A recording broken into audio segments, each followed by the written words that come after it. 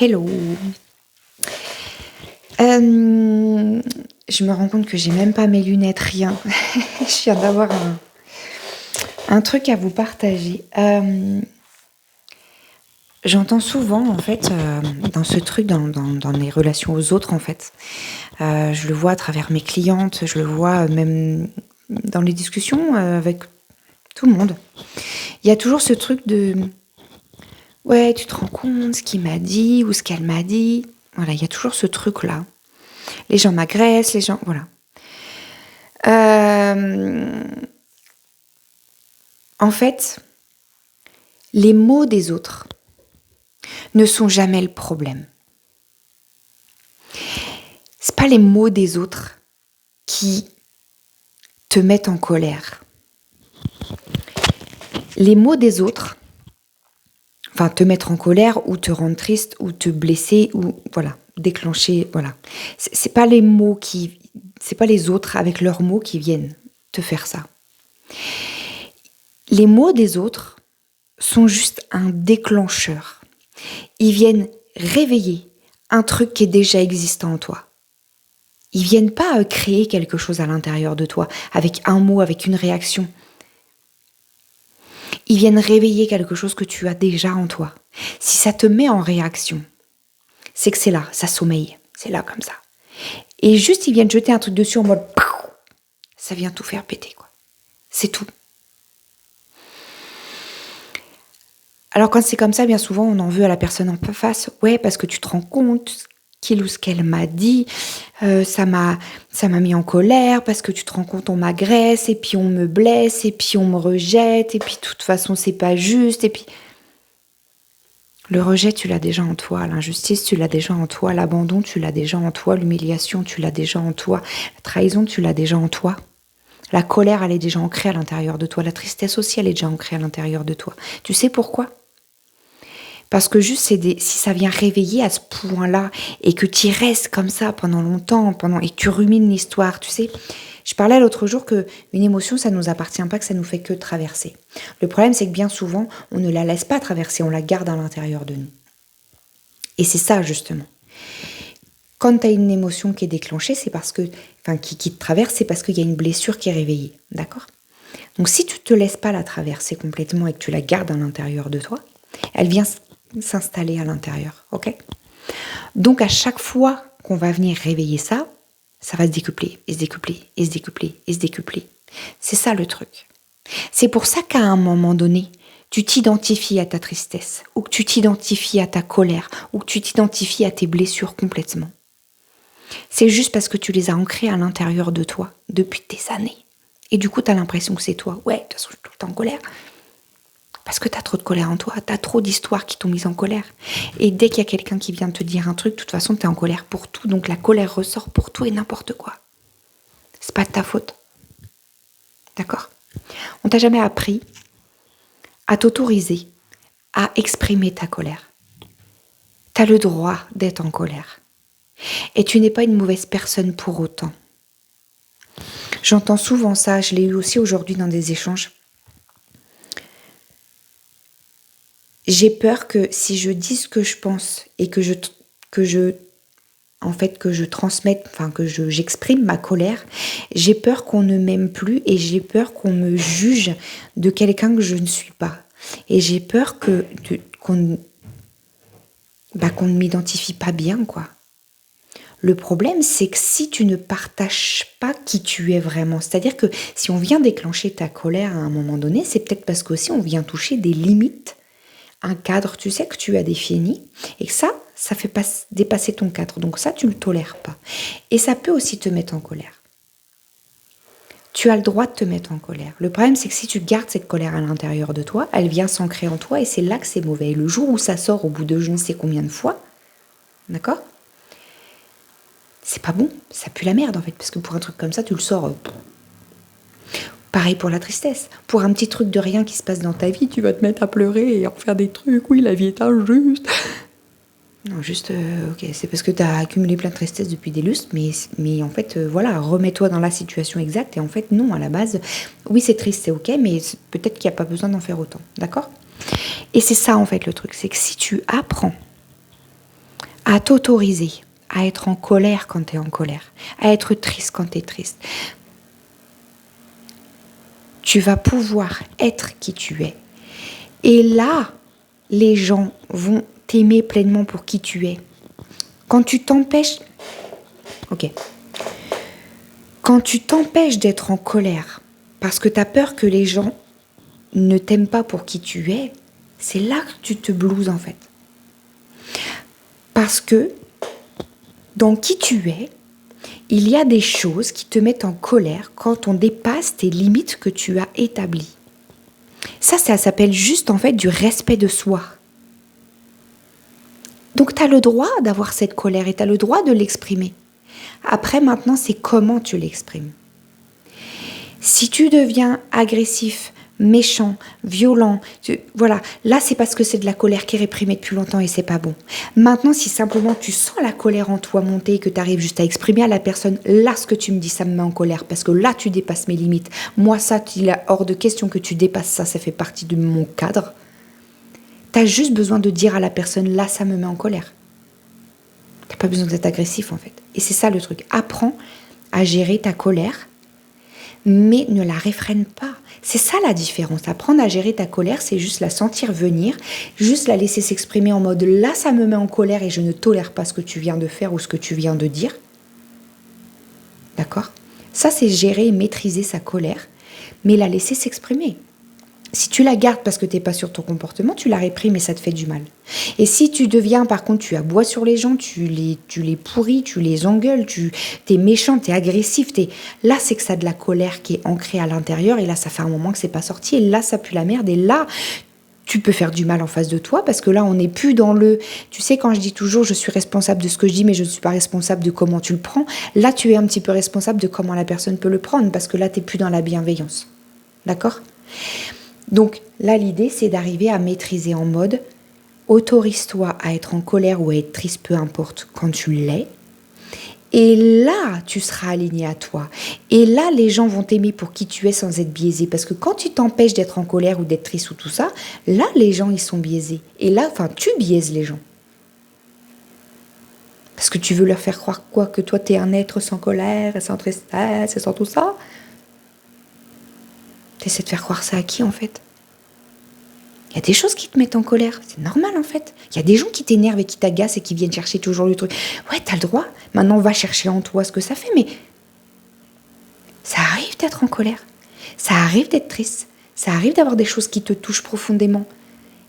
T'es humain, on est venu pour ça, pour expérimenter tout ça. Alors arrête de t'empêcher de l'expérimenter, ça fait partie de toi. De toute façon, c'est vécu à l'intérieur, alors autant que ce soit exprimé et vécu pleinement. Tu sais, c'est exactement la même chose que quand tu t'empêches de ressentir l'amour. Tu sais, quand tu dis non, mais il est hors de question que je tombe amoureux ou amoureuse de quelqu'un, non, c'est hors de question. Parce que tu crois peut-être que c'est toi qui choisis. Tu crois peut-être que quand ton cœur il décide de lancer sa flèche de Cupidon vers quelqu'un, tu crois peut-être que c'est toi qui choisis, que tu peux dire hé là, le cœur, non. C'est pas comme ça que ça se passe. Ton cœur, une fois qu'il est amoureux, il est amoureux. D'accord ? Maintenant, il y a des choses où tu peux effectivement te préserver. D'accord ? Ok. J'avais pas du tout prévu de partir là-dessus, mais du coup, je vais partager ça, parce que c'est important aussi. C'est d'avoir justement ce truc de t'autoriser à te voir et à admettre comment tu fonctionnes. C'est la même chose qu'avec tes émotions. Je vais vous partager quelque chose de personnel. Ok. Mais comme ça, vous allez comprendre. À un moment donné,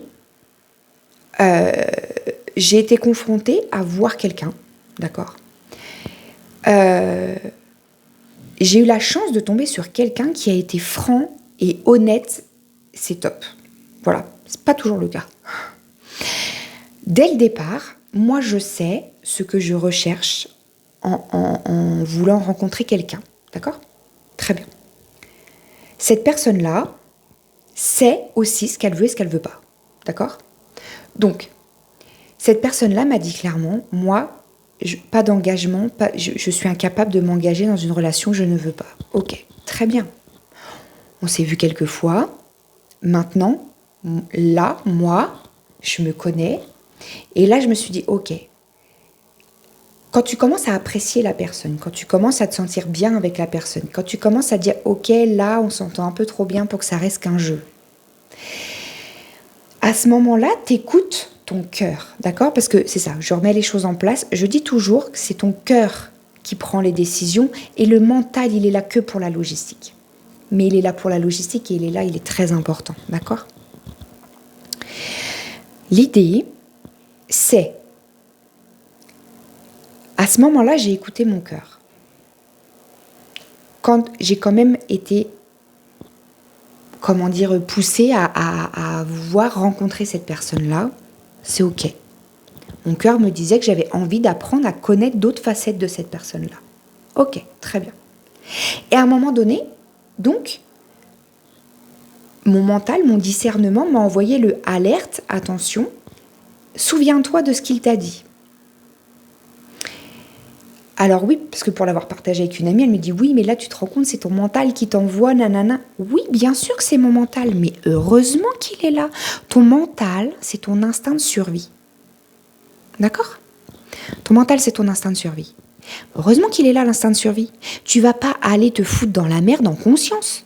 À un moment donné, si mon mental n'avait pas été là en mode attention, souviens-toi de ce qu'il t'a dit, aligne-toi à toi, qu'est-ce que tu veux vivre, qu'est-ce que tu veux ressentir avec une personne dans une relation. Lui, qu'est-ce qu'il veut, qu'est-ce qu'il t'a dit. C'est pas du tout la même chose. Pas du tout envie des mêmes choses. Donc à un moment donné, merci discernement, merci pour la logistique, monsieur le mental.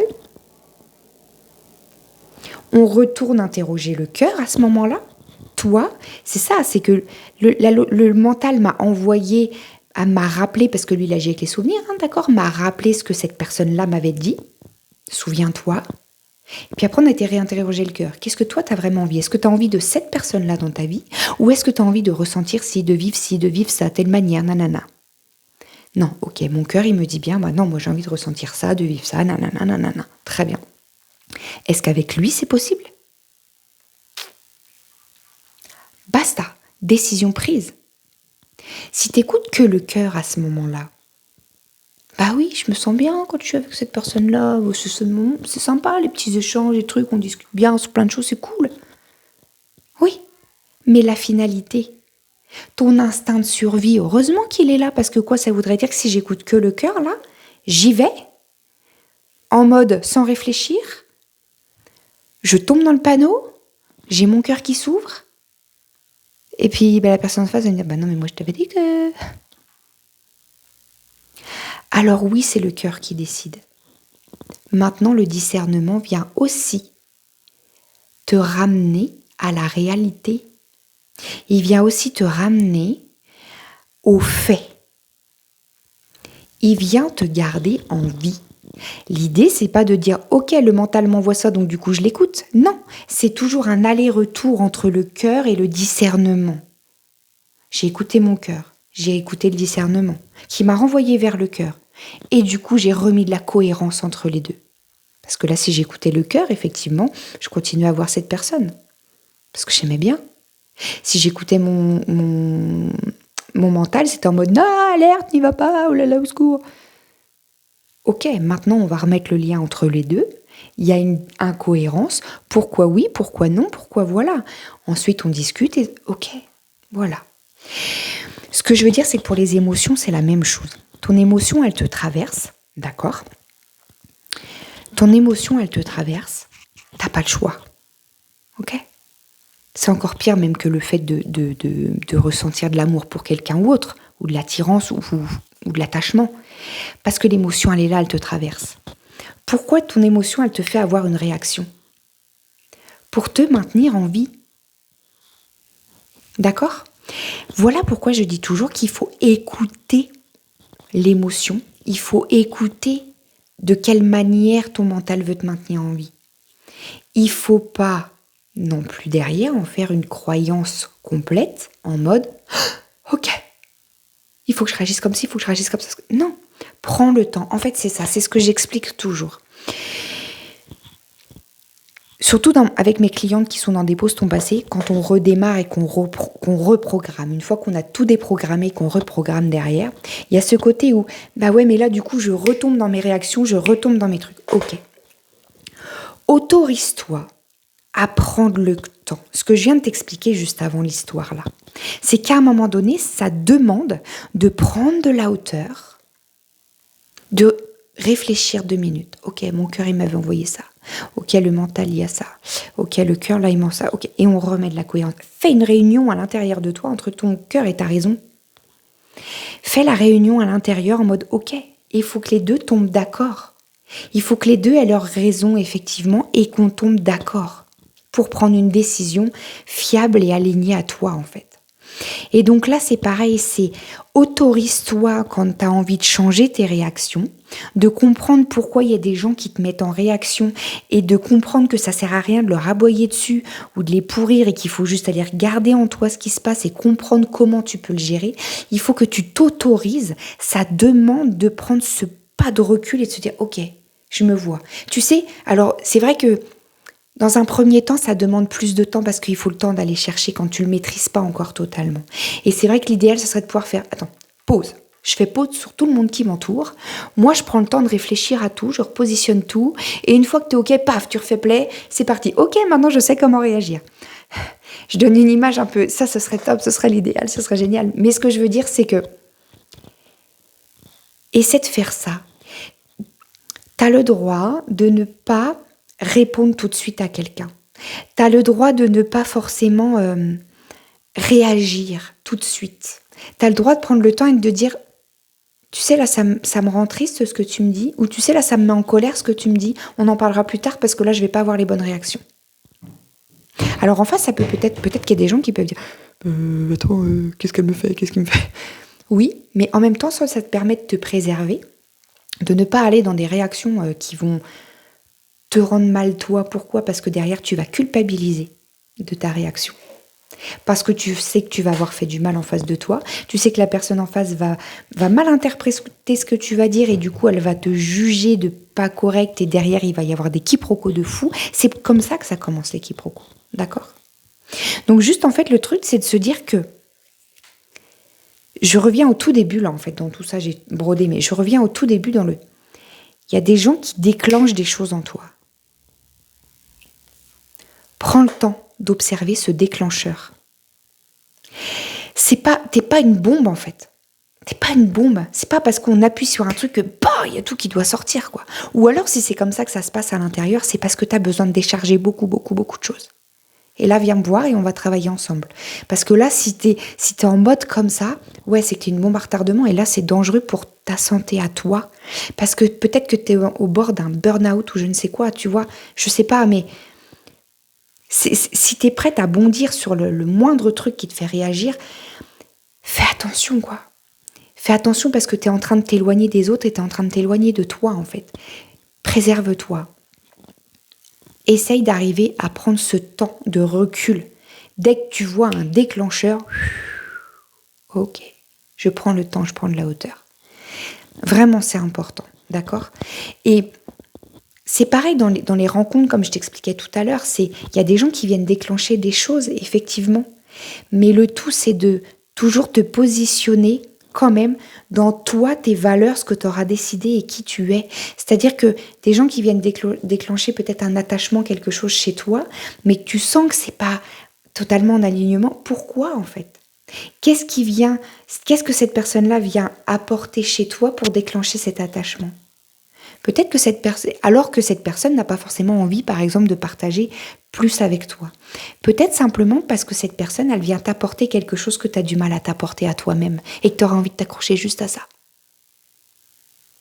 Moi, c'est ce que j'ai révélé, par exemple.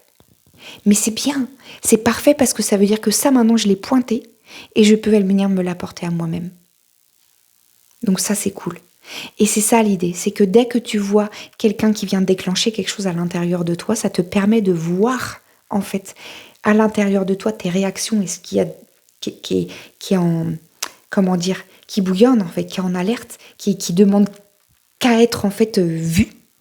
Et ça te permet de le voir si tu prends ce temps de recul et que tu observes, en fait. Voilà, c'est vraiment ça l'idée. Maintenant, si tu as besoin d'observer ça, que tu n'y arrives pas seul, n'hésite pas à me contacter. C'est exactement là-dessus que j'accompagne. Je t'aide à t'observer dans ton inconscient. Je t'aide à aller voir pour toi ce qui se passe justement, ce genre de déclencheur-là, de voir pourquoi ça déclenche à ce point-là, de voir en fait ce que ton mental t'empêche de voir, en vrai, pour te protéger et te mettre en survie. Mais c'est ça le problème, c'est que il faut arriver à voir au moment où le mental te protège pour te garder en vie, et le moment où tu l'as laissé tout gérer, où lui il te maintient juste en survie et où il t'empêche de vivre. Il y a une barrière à pas franchir, il y a une barrière à ne pas aller pour t'empêcher, pour ne arrêter de t'empêcher justement de vivre. Le mental, si tu le laisses gérer complètement, que tu n'écoutes plus le cœur du tout, il t'empêche de vivre, il te garde juste en survie, instinct de survie de base, juste ne pas mourir, ne pas mourir, ne pas mourir. C'est pas vivre ça. Vivre, c'est pas juste éviter de mourir ou éviter d'être mal. Vivre, c'est vivre pleinement les choses, s'autoriser à vivre pleinement et qui on est à l'intérieur. Et pour ça, il faut s'autoriser à le faire. Et pour ça, il faut aller voir qu'est-ce qui bloque. Qu'est-ce qui fait qu'on a déclenché l'instinct de survie avec le mental parce que justement, il y a des choses qu'on fait trop mal. C'est quoi ces trucs-là? Qu'est-ce que tu t'empêches de vivre? C'est quoi le loquet à soulever? C'est exactement là-dessus que je t'accompagne. Voilà. Donc, soit tu me contactes selon où on est, Facebook, YouTube. C'est sur YouTube, tu vas dans la description et tu auras de quoi me joindre. Si tu es sur Facebook, viens me chercher sur Messenger. Voilà, tout simplement. J'espère que j'ai été claire. Je suis partie un peu dans plein de choses, mais en même temps, tout est lié sur la même chose. Donc voilà, tout est vraiment lié sur la même chose. C'est le fait de prendre le temps de recul, prendre de la hauteur, pour arriver à prendre le temps d'observer, de regarder et de ne pas surréagir avec impulsion en fait. Ça sert à rien parce que c'est à toi que tu fais du mal. Toujours. Voilà. Bonne fin de journée et à bientôt.